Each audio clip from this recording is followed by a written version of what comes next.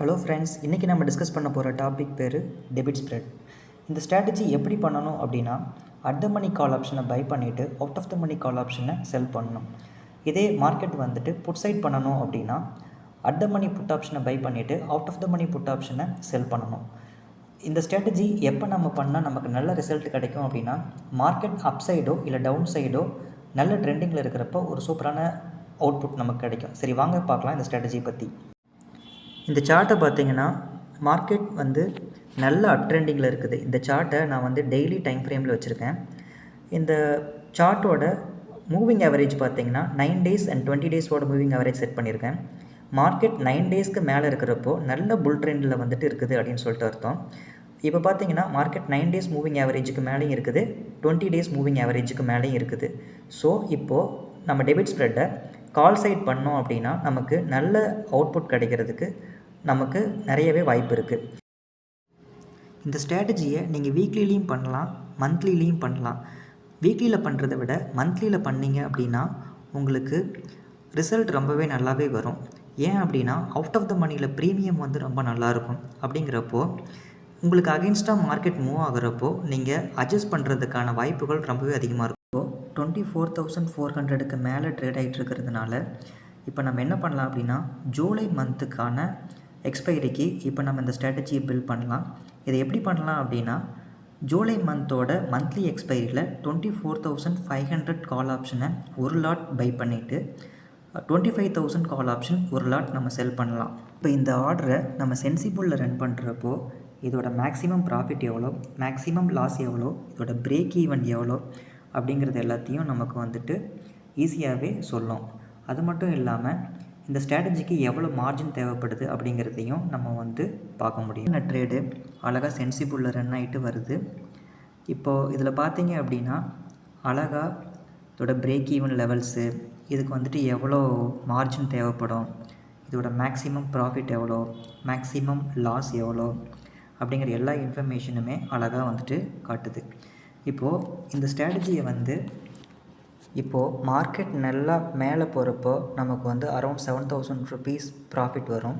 கீழே போகிறப்போ அரௌண்ட் ஒரு 4,000 rupees கிட்ட லாஸ் வரும்.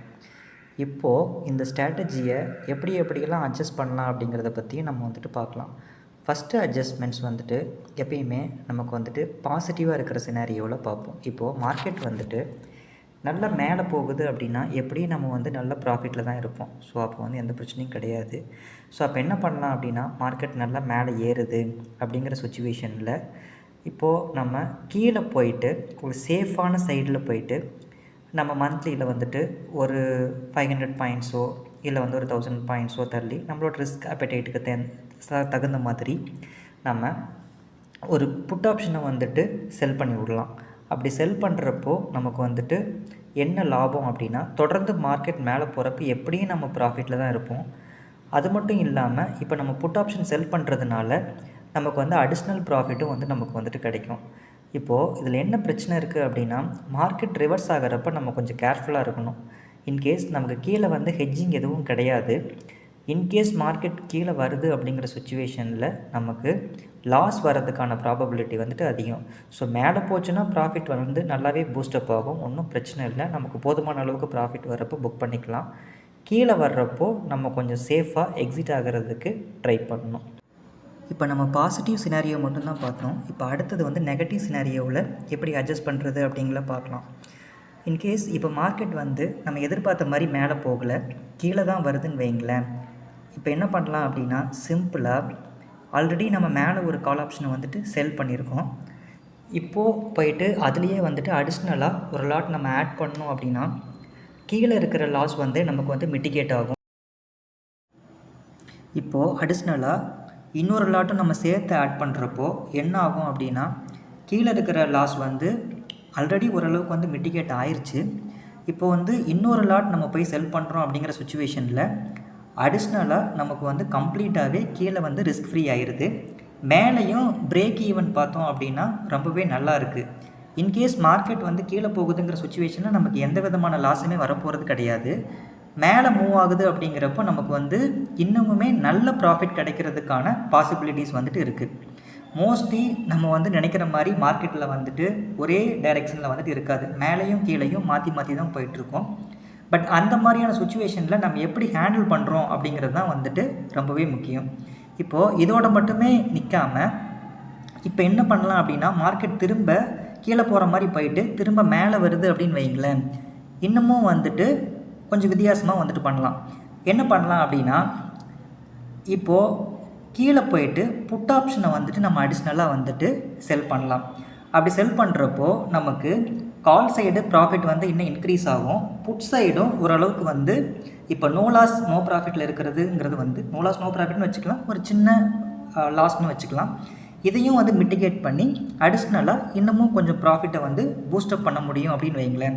ஸோ அதுக்காக தான் வந்துட்டு இந்த இடத்துல நம்ம வந்துட்டு ஒரு புட் ஆப்ஷனை வந்துட்டு செல் பண்ணி இந்த ஸ்ட்ராட்டஜியை இந்த மாதிரி ஃபார்மேட்டில் கொண்டுட்டு வரோன்னு வைங்களேன்.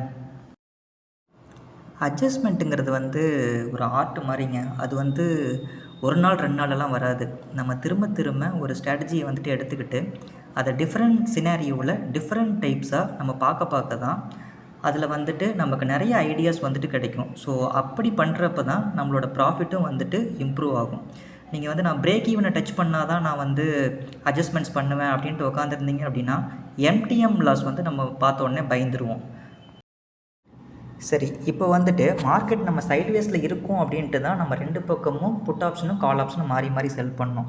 அப்படி இல்லாமல் இப்போது மார்க்கெட் நம்ம செல் பண்ணதுக்கப்புறம் அப்சைடு ட்ரெண்டிங் ஆகுதுன்னு வைங்களேன். இப்போ மார்க்கெட் வந்து அப்சைடு ட்ரெண்டிங் ஆகிறப்பவும் ஸ்லோ அண்ட் ஸ்டடியாலாம் மூவ் ஆகாது, ரொம்ப அக்ரெசிவாக மூவ் ஆகும். அப்படி மூவ் ஆகிறப்ப எப்படி ஹேண்டில் பண்ணலாம் அப்படின்னா, இப்போது புட் சைடு இருக்கிற ப்ராஃபிட்டை நம்ம புக் பண்ணிக்கிட்டு கால் சைடில் நெக்ஸ்ட் எக்ஸ்பைரி, இப்போ வீக்லியில் பண்ணுறீங்கன்னா அடுத்த வாரத்தோட எக்ஸ்பைரிலேயோ, இல்லை மந்த்லியில் பண்ணுறீங்க அப்படின்னா அடுத்த மந்தோட எக்ஸ்பைரிலேயோ அன்ஹெட்ஜ்டு லெக்ஸ் இருக்குது இல்லையா அப்சைடில், அதுக்கு தகுந்த கால்ஸை வந்துட்டு பை பண்ணணும். இப்படி நீங்கள் பை பண்ணிட்டீங்க அப்படின்னா மார்க்கெட் அதுக்கப்புறம் மேலே எவ்வளோ தூரம் என்ன ஸ்பீடாக மூவ் ஆனாலும் நம்மளுக்கு லாஸே வராதுங்க. இப்போ இந்த சார்ட்டில் பார்த்தீங்கன்னா மார்க்கெட் வந்து அக்ரெசிவாக ஒரு 5% 10% கூட அடுத்த ஒரு 1 வீக்லேயே வந்துட்டு மூவ் ஆகுதுன்னு வைங்களேன். அந்த மாதிரியான சுச்சுவேஷனில் கூட நமக்கு வந்துட்டு லாஸ் வந்துட்டு வராது, அழகாக மிட்டிகேட் பண்ணிகிட்ருக்கோம். நம்ம ஒரு நல்ல ப்ராஃபிட்டில் இருக்கிறப்ப கூட நம்ம வந்துட்டு இந்த இடத்துல கூட எக்ஸிட் ஆகிக்கலாம், ஒன்றும் பிரச்சனை கிடையாது.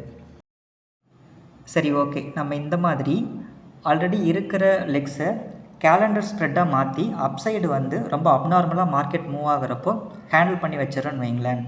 இப்போது என்ன நடக்குது அப்படின்னா, நம்ம எதிர்பார்த்ததுக்கு ஆப்போசிட்டாக மார்க்கெட் வந்துட்டு ரிவர்ஸ் ஆகுது அப்படின்னு வச்சுக்கோங்க. இப்போ இந்த இடத்துல நீங்கள் எப்படி ஹேண்டில் பண்ணலாம் அப்படிங்கிற சுச்சுவேஷனில் ஆல்ரெடி நம்ம கரண்ட் மந்த்துக்கு க்ரியேட் பண்ணி வச்சுருக்கிற பொசிஷன்ஸ் வந்துட்டு ஆல்ரெடி மார்க்கெட் ரிவர்ஸ் ஆகுது அப்படிங்கிற சுச்சுவேஷனில் நல்ல ப்ராஃபிட்டில் வந்துடும். ஸோ கரண்ட் மந்த் பொசிஷன்ஸ் எல்லாத்தையும் நம்ம வந்து க்ளோஸ் பண்ணி ப்ராஃபிட்டை வந்து புக் பண்ணிக்கலாங்க. இப்போது நெக்ஸ்ட் மந்த்துக்கோ இல்லை நெக்ஸ்ட் வீக்குக்கோ நம்ம கால் ஆப்ஷன்ஸை ஹெட்ஜ் பண்ணுறதுக்காக நம்ம க்ரியேட் பண்ணோம் இல்லையா, இப்போது அதுக்கு ஈக்குவலண்ட்டான நெக்ஸ்ட் வீக்குக்கோ இல்லை நெக்ஸ்ட் மந்த்துக்கான கால் ஆப்ஷன்ஸை வந்து செல் பண்ணி விட்டுட்டோம் அப்படின்னா அது வந்து அடுத்த மாதத்துக்கான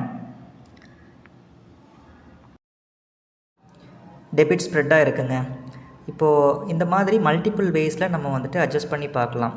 இதை நீங்கள் இப்படியே ஃபாலோ பண்ணாமல் நீங்களும் வந்து உங்களோட ஓன் ரிசர்ச் ப்ளஸ் வந்துட்டு இந்த ஸ்ட்ராட்டஜி வந்துட்டு ஒர்க் ஆகுதா அப்படிங்கிறத ப்ரீவியஸ் மந்தோட ஆப்ஷன்ஸோட ஸ்ட்ரைக்ஸ் எல்லாம் வச்சு பார்த்து பேக் டெஸ்ட் பண்ணி பார்த்துட்டு உங்களுக்கு இது செட் ஆகும் அப்படிங்கிற சுச்சுவேஷனில் மட்டும் ஃபஸ்ட்டு கம்மியான லாட்ஸில் வந்துட்டு பண்ணுங்கள். அப்புறம் போக போக உங்களுக்கு ஒர்க் அவுட் ஆகுது, ஒன்றும் பிரச்சனை இல்லை, நல்ல ப்ராஃபிட் வருதுங்கிற சுச்சுவேஷனில் நீங்கள் வந்து லாட்ஸை வந்து இன்க்ரீஸ் பண்ணிக்கலாம். ஓகே, அவ்வளோதாங்க. தேங்க்ஸ் ஃபார் வாட்சிங்.